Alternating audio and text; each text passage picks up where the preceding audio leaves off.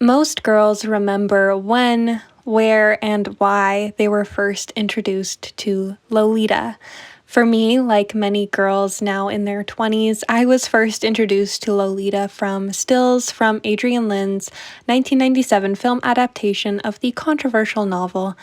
Tumblr was the birthplace of many subcultures and aesthetics and a breeding ground for questionable teenage behavior, from thinspo content to nymphette blogs, the two often coinciding. The nymphette girl bloggers are the predecessors of the modern-day coquettes, obsessed with Lana Del Rey, vintage girlish fashion, and, as the name would suggest, the titular nymphette from Nabokov's Lolita. These nymphette blogs posting photos and gift sets of Dominique Swain in her vintage two-piece sets and ribbons tied in her hair were where I was first introduced to Lolita. To my honest surprise, I was never really infatuated with Lolita in that way. I always loved her outfits in the 1997 adaptation, but I never engaged with the subject matter far beyond the superficial aesthetic of the film. When I finally did read the novel, I was still a teenager, albeit outside of Humbert Humbert's narrow nymphette age limit of 14, but 18 nonetheless. I remember when I read the novel, I was honestly underwhelmed by it at the time. I found Humbert Humbert to be insufferable, not even necessarily for his disgusting actions, but just for the crime of his lengthy rants and reflections being annoying and, well, boring to my naive 16-year-old self. Immediately after reading the book, I watched the films. I started with Stanley Kubrick's 1962 adaptation and was thoroughly unimpressed. Once again, not even for the horror of what went on behind the scenes or the inaccurate depiction of the story, but because I found it boring. By this point, I was no stranger to Kubrick. I was actually going through a big Kubrick phase at the time, and I would cite A Clockwork Orange as one of my favorite films for quite a while. I was likewise no stranger to vintage cinema, especially not vintage cinema depicting questionable age gap romances. In fact, those were some of my favorites.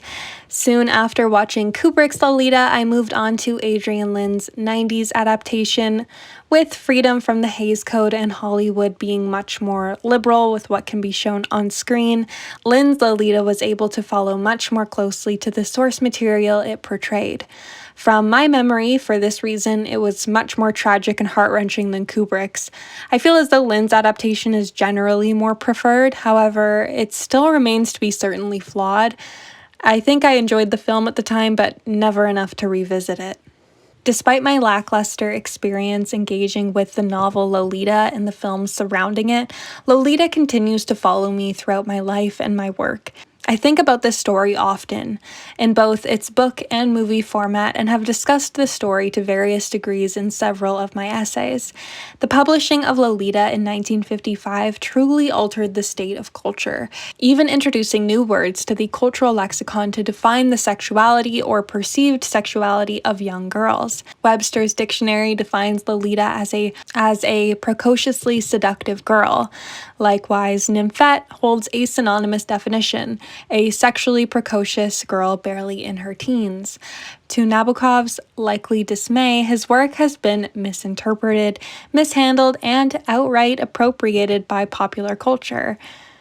The reality is, not all stories are made for every medium.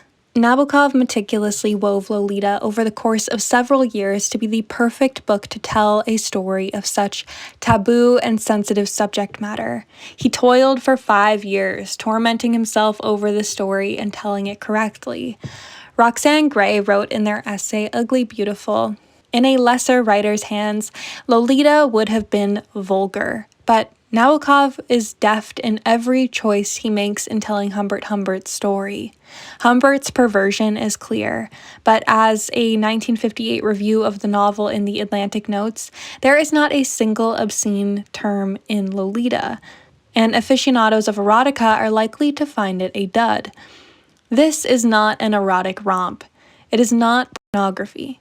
It is an incisive examination of a pedophile's downfall and the people he takes along with him.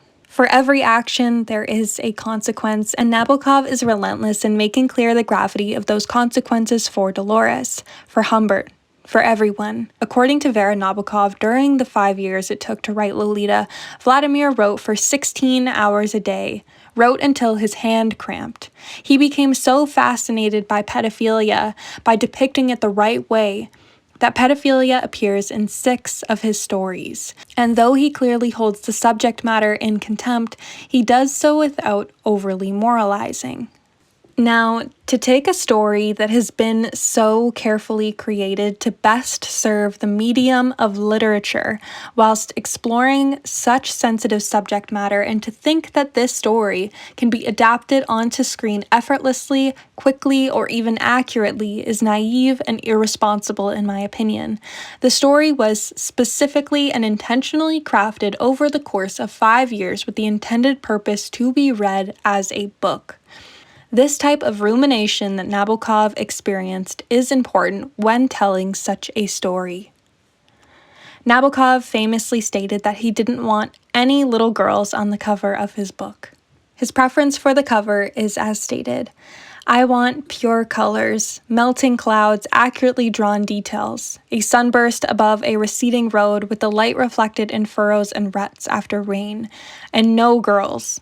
If we cannot find that kind of artistic and virile painting, let us settle for an immaculate white jacket, rough texture paper instead of the usual glossy kind, with Lolita in bold black lettering." Additionally, he stated outright, "There is one subject which I am emphatically opposed to: any kind of representation of a little girl." Initially, his request was honored.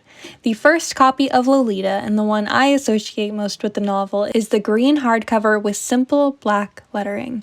The second version again honored his request. However, it would only take 2 years since publication for his request to be ignored. For the 1957 Stockholm edition of the novel, there is depicted a drawing of a little girl. Albeit she's not sexualized in any way, she's still a young girl. The limits would be pushed further in the Netherlands when a 1958 copy was released depicting a drawing of a girl, looking a little more like a young woman sitting on the lawn, making reference to Humbert Humbert and Lolita's first meeting. This is the first time we see Lolita become ambiguously aged, rather than clearly a little girl of 12.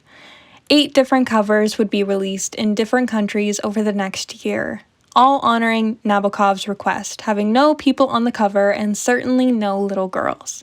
In 1959, the Turkish version of the book features a man holding in his arms a girl, this time certainly looking more like a woman. Extraordinary. See, this is supposed to be, I don't know what language it is. I think it's yes, a Turkish. That's a Turkish Lolita. You look at the man and the girl. I'm not sure who is older.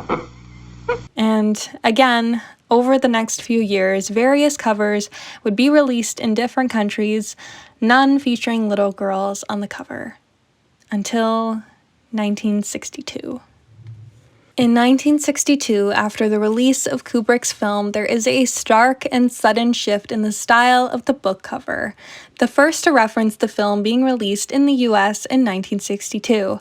The cover features a woman who looks to be about 25. She lays on a bed, giving whoever glimpses at her seductive bedroom eyes.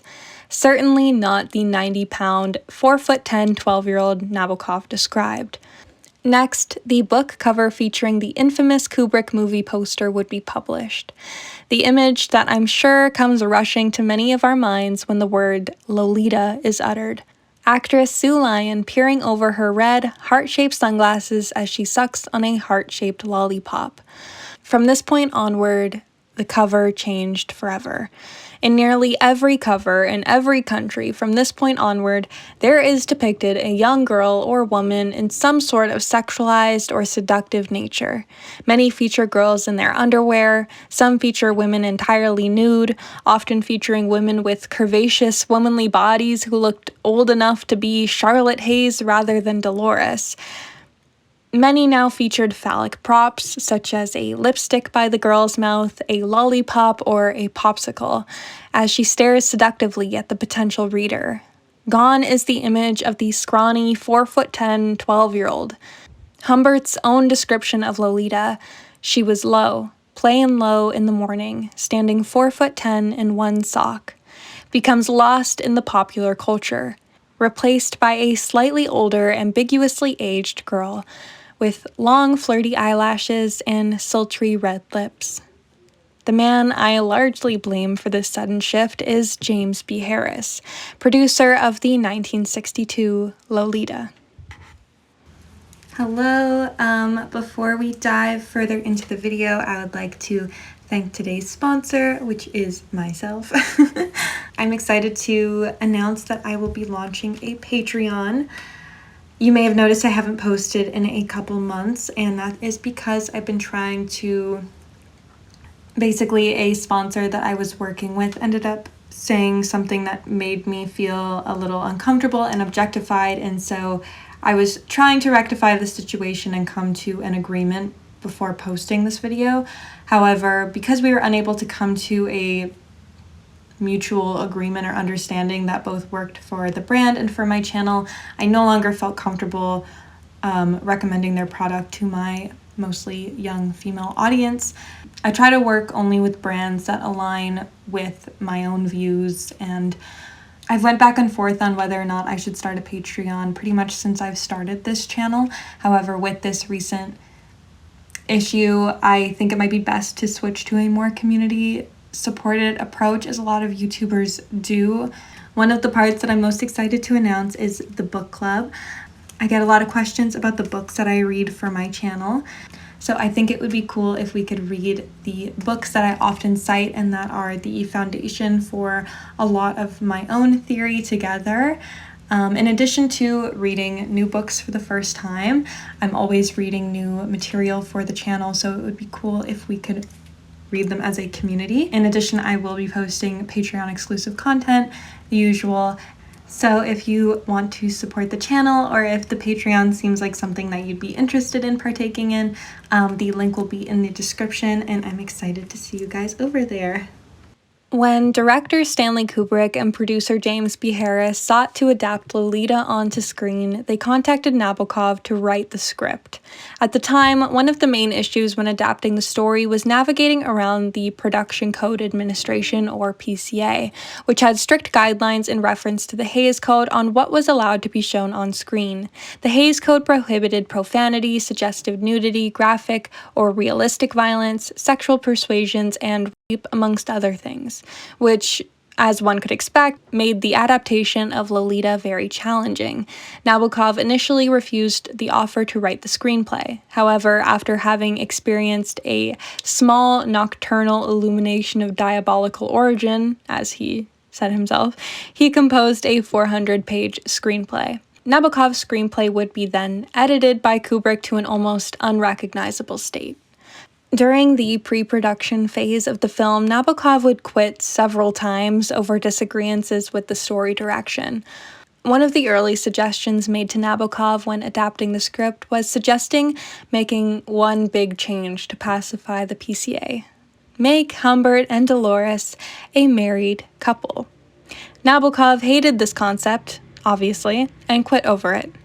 In his essay, Nabokov's Rocking Chair, Tom Bissell writes about this encounter between Nabokov, Kubrick, and Harris. In 1959, Kubrick formally asked Nabokov to write the screenplay for Lolita. Intrigued, the Nabokovs drove on to Los Angeles to meet Kubrick. Things got off to a poor start when Nabokov was told that the film version of Lolita would have to end with Humbert and Dolores getting married, with the blessing of a relative, preferably. In the novel, Dolores has no other living relatives. That's kind of the point. Of course, this suggestion struck Nabokov as the height of insanity, but Harris had already sat down for initial meetings with the MPAA, the trade association that represents film studios, to discuss ways to maneuver around the production code.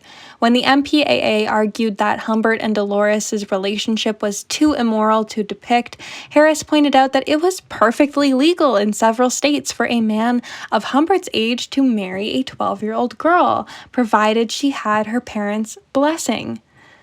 Yeah. I just want to note, keep that in mind, that as we move forward, that Harris eagerly pointed out that it was legal for someone of Humbert's age to marry a 12-year-old. Nabokov would later return to the project after Kubrick and Harris dropped the marriage plotline. Their new solution was to age 12-year-old Lolita up so she would instead be 15 years old. Therefore, in order to make a releasable film, Kubrick and Harris were tasked with hiring an actress who appeared older than the Dolores Haze that Nabokov described in the book. Of 800 auditionees, 14-year-old Sue Lyon was chosen to play the role. Sue Lyon appeared slightly older than 14, and this was only further emphasized by the way in which they styled her in the film. In the article, The Troubling Legacy of the Lolita Story 60 Years On, Steph Green states, "When watched today, the final film is a bag of contradictions. Lyon is made up with eyeliner, sooty eyelashes, and permanently coiffed hair. And yet she sleeps in the nightdress of a Victorian doll, all ruffles, ribbons, and bows. When we first meet her, she's rigidly placed and poised, gazing at Humbert over the top of her sunglasses. She looks imperious, knowing, and appears to be at least 18. She is not as Nabokov described in the book, standing 4'10" in one sock." In a 1974 foreword to Lolita, a screenplay, Nabokov admitted that the frills of Miss Lyon's elaborate nightgown were painful. Nabokov would later go on to say that Catherine de Mongeau, the scrappy, tomboyish, then 12-year-old of Zazie in the Metro, would have been the ideal Lolita instead. And ever since I have read this statement by Nabokov, I constantly think about it. The stark difference in the way in which Nabokov saw Dolores Haze and the way in which the media so desperately wanted to depict her. Especially when we contrast the image of Catherine de Mongeau against not only Sue Lyon in the film, but also the book covers intending to depict Dolores. This to me is a testament to the way in which Nabokov saw her as Dolores, a little girl, whereas the media sees her as Lolita, a sex symbol. To me, this is a testament to the way in which our media is primed to view a little girl through the eyes of men like Humbert, and to advertise to and prioritize the gaze of men like Humbert. Determined to adapt this controversial book, despite the strict censorship laws, Kubrick and Harris made an effort to divert focus away from Sue Lyon and thus Lolita's age. Harris disturbingly went on record saying, "We knew we must make her a sex object, where everyone in the audience could understand why everyone would want to jump on her." And in a 2015 interview, Harris once again affirmed his opinion, "We made sure when we cast her that she was a definite sex object, not something that could be interpreted as being perverted. We wanted it to come off as a love story and to feel very sympathetic with Humbert." And as mentioned, this is when we see the image of Lolita altered in the popular consciousness. James B. Harris successfully transformed Dolores Haze from a scrawny 12-year-old girl into an international underage sex symbol. Harris, like Humbert, transformed Dolores into Lolita. And it is frightening the way that the dynamic between Lolita actress Sue Lyon and producer James B. Harris began to mirror the relationship between Lolita and Humbert. Lyon was 14 when she was cast in the film and spent several months in 1960 and 1961 on the film set in London. According to Lyon's childhood friend Michelle Phillips, singer for the Mamas and Papas, it was on set that Lyon began a relationship with producer James B. Harris. When filming wrapped, Sue Lyon returned home, and Michelle Phillips described Sue Lyon as completely changed the next time she saw her. Lyon revealed to Phillips that she had lost her virginity to James B. Harris. Phillips was shocked, stating, "I saw a picture of him. He looked like her grandfather." At the time, Lyon would have been 14 years old, while James B. Harris was 32 years old. Remember how Harris was so eager to point out that it was legal for a man of Humbert's age to marry a 12-year-old with parental consent? Yeah, interesting. Harris and Lyon never married, and it's unclear how long they were seeing each other and what the nature of their relationship exactly was to Harris, beyond an exploitation of Lyon's youth and naivety. When Sue Lyon was 16 years old and still doing publicity work to promote Lolita, her brother committed suicide. One interviewer thought it appropriate to ask this girl if her brother had killed himself because his little sister played Lolita.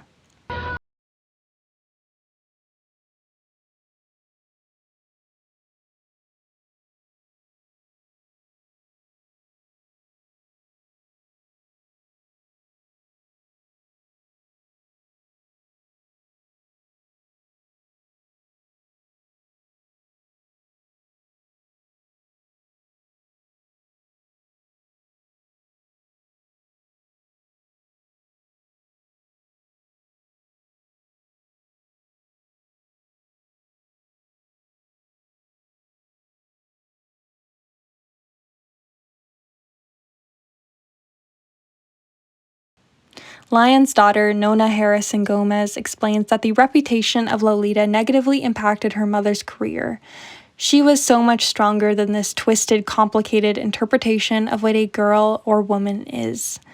They had her in a contract. She was supposed to do something like 5 or 6 movies after Lolita, and instead she had to keep promoting Lolita for years afterwards. That movie pigeonholed her in a way that didn't allow her to move forward with her career. Sue Lyon became withdrawn from speaking to the press, giving a rare statement in 1996 that highlighted the impact that Lolita had had on her life. My destruction as a person dates from that movie. I defy any pretty girl who was rocketed to stardom at 14 in a nymphette role to stay on a level path thereafter. And this quote from Lyon is the exact reason as to why Lolita should never have been adapted in the first place and should never be adapted again. The destruction of a girl's life is not worth it. And despite the horror story that was the production of Lolita in 1962, in the 1990s the book was adapted again. Stephen Schiff, who at the time was primarily a journalist, was brought on to write Lolita as his first feature film screenplay. I find this to be a little troubling because, as mentioned, Nabokov toiled for several years in order to tell this story perfectly. Additionally, Nabokov was already a seasoned writer by the time he wrote Lolita, having been writing for 3 decades. So to bring on someone to adapt such a story as their first screenplay is actually quite irresponsible in my opinion. This version of Lolita certainly followed closer to the source material than the 1962 adaptation, now with freedom from the Hays Code. However, the film was of course still met with a lot of polarizing controversy. Schiff responded to the criticism and said that the movie critics in America come from a very jumpy, keep it in the dark, maybe it will go away kind of culture, and ensured that the film won't encourage pedophiles because Humbert comes to an awful end, and that if you make a film about a murderer, you're not advocating for murder. This comment from Schiff is very frustrating and further solidifies my opinion that Schiff was definitely never suited to adapt this story into a screenplay. I find that if you make a film about a murderer, you're not advocating for murder comment to be the most frustrating part of this sentiment because it makes an irrelevant comparison. It's almost like pedophilia and murder aren't the same thing, and to compare them is redundant. Murder is exclusively a physical act. By simulating murder on screen, you are not partaking in murder, obviously, as Schiff suggests. However, pedophilia is not an exclusively physical act. You can, and people often do, engage in pedophilia without physically touching children. This can commonly take place in the form of child pornography, for example. By simulating pedophilia or child pornography in an eroticized way on screen, using real child actors, you are essentially coming as close as possible to creating legal child pornography. Therefore, you are creating content to be consumed by pedophiles for their viewing pleasure. That may not be, and I hope is not, one's intended audience. However, when you are making a film with children, this is, and I cannot stress this enough, something you need to be aware of and thinking of when you write a script and direct a film featuring children, especially a story of this nature. I don't care. Child welfare is more important than your art. The safety of children is more important than any story you want to tell. Because as said, when you are making a film, you require the real bodies of real little girls to tell your story. This isn't just words on a page. These are real children. Brooke Shields' first real kiss was when she was 11 with 29-year-old co-star Keith Carradine, whilst doing a scene for Pretty Baby.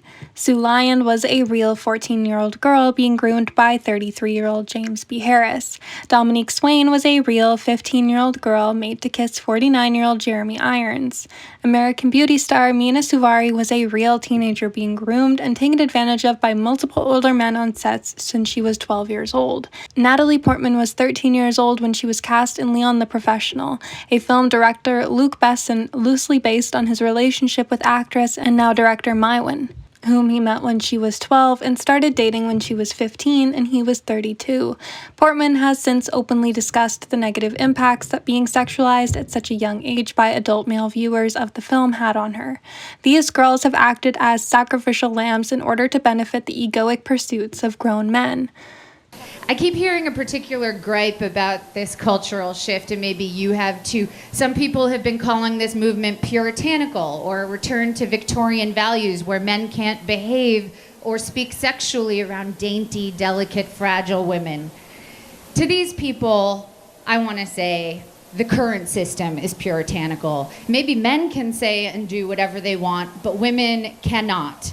The current system inhibits women from expressing our desires, wants, and needs, from seeking our pleasure.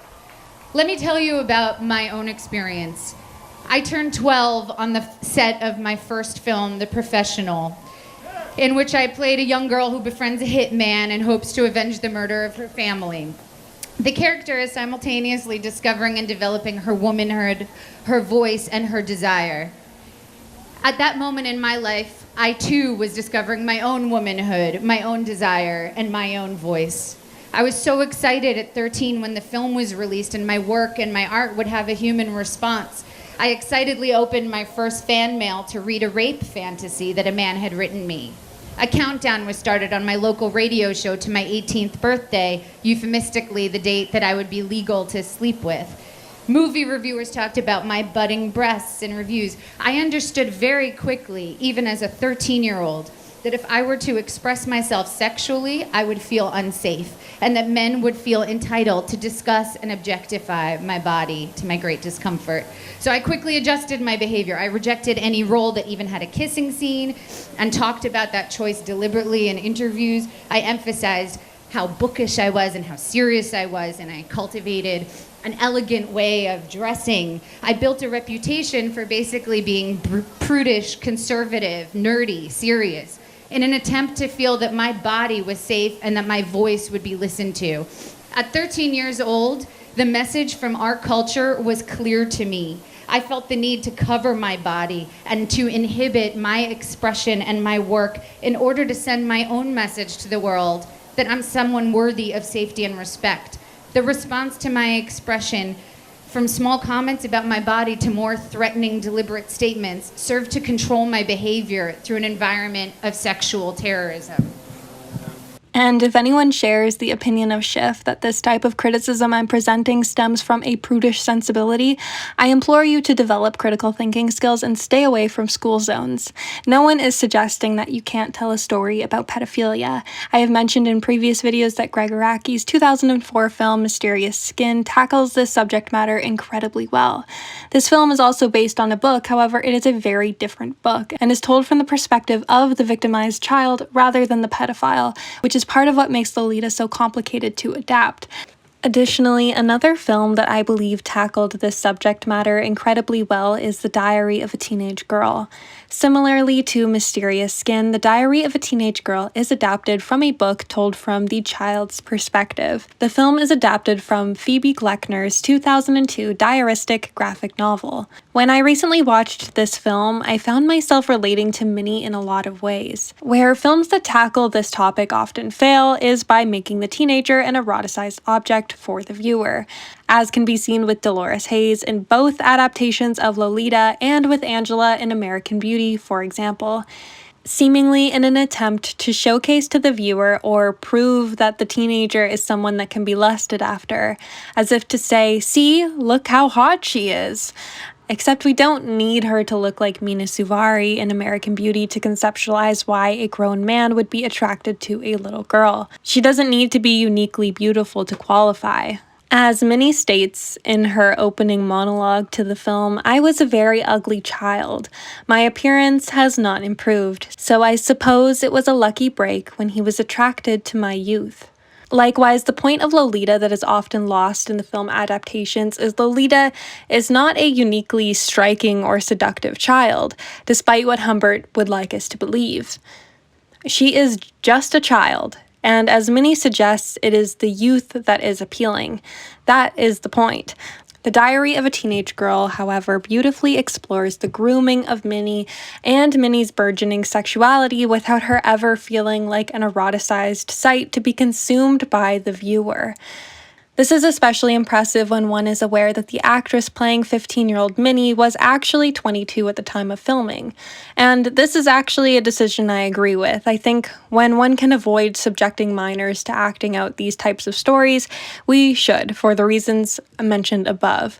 However, in the wrong hands, the casting of an 18-plus actress in a teen role can likewise backfire and be used as a vessel to further exploit the fetish of teenage sexuality.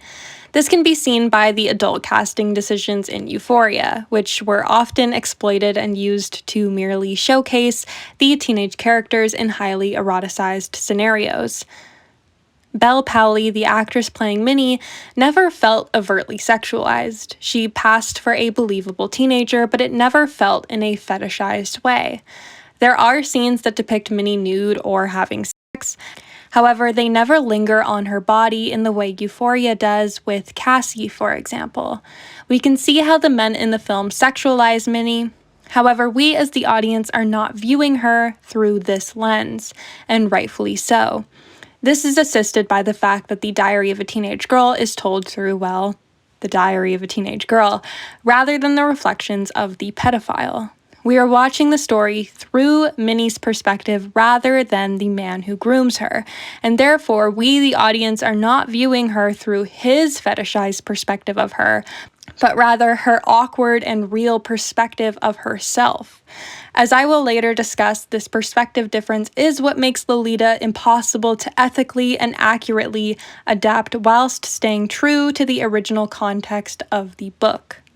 This criticism is not coming from a so-called very jumpy, keep it in the dark, maybe it will go away kind of culture, as Schiff suggests. However, because film is a different medium, it requires a different set of responsibilities in order to tell this type of story ethically.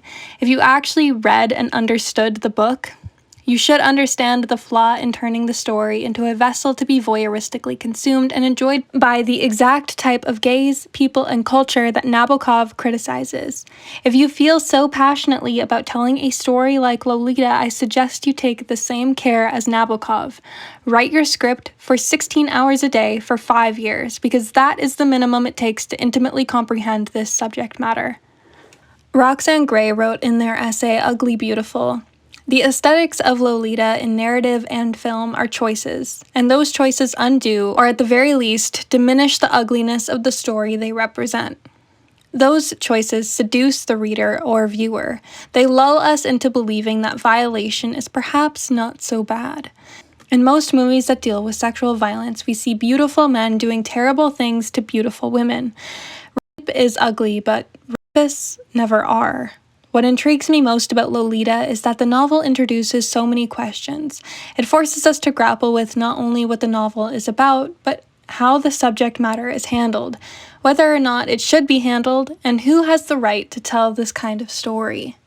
Furthermore, Schiff displays very evidently that he should have never been the person to adapt this story by his degrading comments directed at Sue Lyon. In the introduction to his screenplay, Schiff writes, "Lolita was an enormous, difficult role, and we wanted to avoid, above all, the mistake we felt Kubrick had made in casting Sue Lyon, a 15-year-old who nevertheless looked like a 20-year-old hooker." Need I remind you that this is what Sue Lyon looked like during the filming of Lolita? As mentioned, she certainly doesn't fit the image of Dolores Hayes Nabokov described. However, neither does Dominique Swain in Shift's 1997 adaptation. Their aesthetic depiction is only marginally better, in my opinion. To publicly degrade a 14-year-old girl for the sexualization she experienced as the result of grooming by much older men makes it clear to me that Schiff failed to understand the source material he sought to adapt, and should never have been hired to write the Lolita screenplay. In the book Lolita, Dolores Hayes is not a real little girl.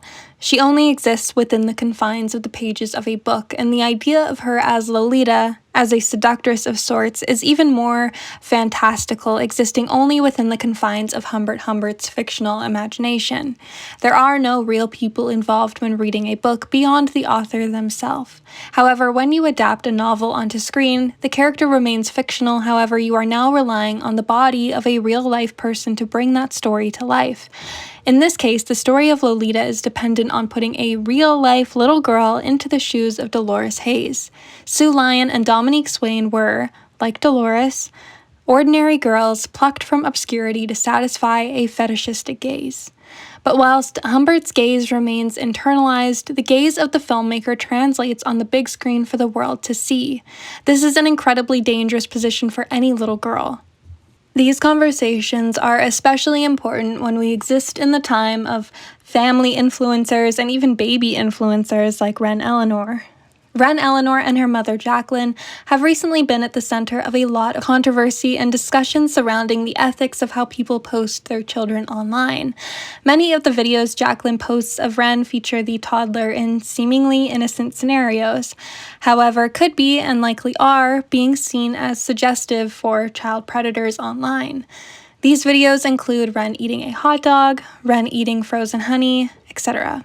And this is unfortunately far from a one-off case. It's not hard to fall down rabbit holes on Instagram when you look at the followers of young girls who post dance videos or gymnastics videos, for example, on Reels, and notice how disturbing their comment sections and follower lists are. And then you click on these men's profiles and they exclusively follow little girls who post similar content. This type of content is not dissimilar to the footage that can be found in the Lolita film adaptations, especially the 1997 version. Technically legal, however, still dangerous. So you may use a body double to depict the nude scenes of Dolores. You may place a board between Dominique Swain and Jeremy Irons when she sits on his lap. However, despite all this, you are still actively creating a fantasy in which a little girl is being sexualized and eroticized on screen. Even when we consider American Beauty, a film that was written with the intention of subverting this idea of the teenage seductress, the lingering image in popular culture is not the cracking of Angela's facade when she cries and admits to Lester that she is in fact a virgin and afraid of sex. Rather, when we think of American Beauty, we are left with the image of Lester's fantastical mirages of Angela, of her laying nude in a bed of roses. We remember Angela as a seductress, a teenage temptress, a Lolita. Tom Bissell aptly reflects on this in his essay. While I assembled my notes for this essay, I found myself thinking about the twin Lolitas, Sue Lyon and Dominique Swain, quite a lot. I tried to imagine being 14 years old and put into the position of portraying a character whose very name has become synonymous with jailbait. A great, though appropriate, irony of filming a story about a young girl whose life is ruined is knowing that you could ruin some girl's life by filming it. You could tell yourself, we'll be great, we'll make her comfortable, we'll be exceptional, we'll stuff a board between her and every middle-aged erection on set. In literature, no one gets hurt, because literature is not real. Yet film and television sort of are real when you're talking about children being tasked with roles whose impact on their lives they are in no position to understand. I find the way that our culture inevitably warped the depiction of Lolita to become a sexualized, blossoming young woman, rather than the victimized child that she is, reminds me of the way in which our culture likewise perpetuated the aspects of the Hunger Games that Suzanne Collins sought to comment on. In The Hunger Games, Suzanne Collins explores our media's tendency to ignore horrific and devastating current events in order to sensationalize frivolous aspects of celebrity culture. Collins has stated that she observed this dichotomy whilst flipping through channels on her television. On one channel, she'd find reality TV stars competing for a superficial prize, and on the next, she saw footage of the Iraq War. She described how the two combined in an unsettling way to create her first ideas for the series. Collins highlights this fixation on the superficial in The Hunger Games by the way in which the Capitol becomes completely engrossed with the idea of this romance arc between Katniss and Peeta, focusing on the spectacle of their relationship rather than the fact that these are two children who will likely be murdered in a violent display of pageantry. When The Hunger Games was adapted into film and became a huge sensation, it was interesting to witness the way in which our real-life media directly replicated the behavior of the Capitol. In an ironic, mirrored labyrinth, the real-life media pushed this idea of the largely unimportant love triangle between Katniss, Peeta, and Gale in an attempt to echo the sensation that was the love triangle in Twilight. A large part of the appeal of the Twilight boom was the Team Jacob versus Team Edward element, and so, in an attempt to capitalize off of the recently ended Twilight franchise, Breaking Dawn Part 2 released the same year as the first Hunger Games movie, the media swapped out Team Edward versus Team Jacob for Team Gale versus Team Peeta, the most uninteresting and unimportant aspect of the film, just like the Capitol does.